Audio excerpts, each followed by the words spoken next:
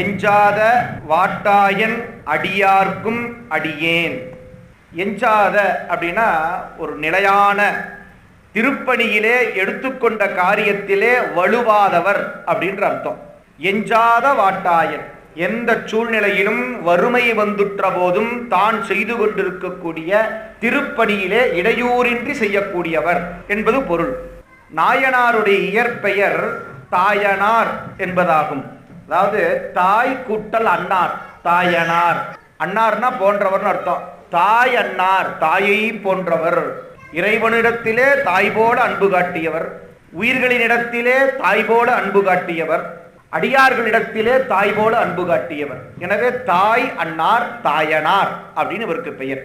வறுமை வந்துற்ற காலத்திலே தான் செய்த திருப்பணிக்கு தடை வந்தபோது, திருப்பணிக்கு இடையூறு நேர்ந்தால் உயிரை விட்டுவிட வேண்டும் என்று சொல்லி அறிவாளாலே தன் உயிரை மாய்த்து கொள்ள முயற்சி செய்தமையினாலே அறிவாள் என்ற சொல்லும் கூடி அறிவாட்டாய, அறிவாள் கூட்ட தாய நாயனார் என்பது அறிவாட்டாய நாயனார் அப்படின்னு சேர்ந்து வந்திருக்கு.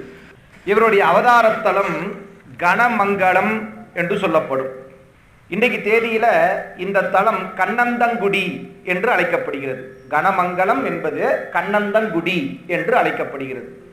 இவர் நாள்தோறும் பணி செய்த தலம் திரு தண்டலை நீல்நெறி என்ற திருத்தலம். இன்னைக்கு இந்த தலம் தண்டலச்சேரி என்று அழைக்கப்படுகிறது. திரு தண்டலச்சேரி, அதாவது திரு தண்டலை நீல்நெறி, இது ஞானசம்பந்தராலே பாடல் பெற்ற ஒரு அருமையான திருத்தலம். இவர் மேற்கொண்டு ஒழுகிய வழிபாடு லிங்க வழிபாடு. இவருடைய குலம் வேளாளர் குலம். இவர் முத்தி அடைந்தது தை மாத திருவாதிரை நட்சத்திரத்தில் இவர் முத்தி அடைந்திருக்கிறார். எஞ்சாத வாட்டாயன் அடியார்க்கும் அடியேன் என்று நம்பி ஆரூரர் துதி செய்ய, அதனைத் தொடர்ந்து நம்பியாண்டார் நம்பிகள் வள்ளல் பிறார்க்கு அமுது ஏந்தி வருவோன் உகழும் இங்கே வெள்ளச்சடையாய் அமுது செய்யாவிடில் என் தலையை தள்ளத்தகும் என்று வாழ் பூட்டிய தடம் கையினன்கான் அல்லல் பலன கண மங்களத்து அறிவாள் தாயனே என்று நம்பியாண்டார் நம்பிகள் 11ஆம் திருமுறையிலே திருத்தொண்டர் திரு அந்தாதியிலே துதி செய்கிறார்.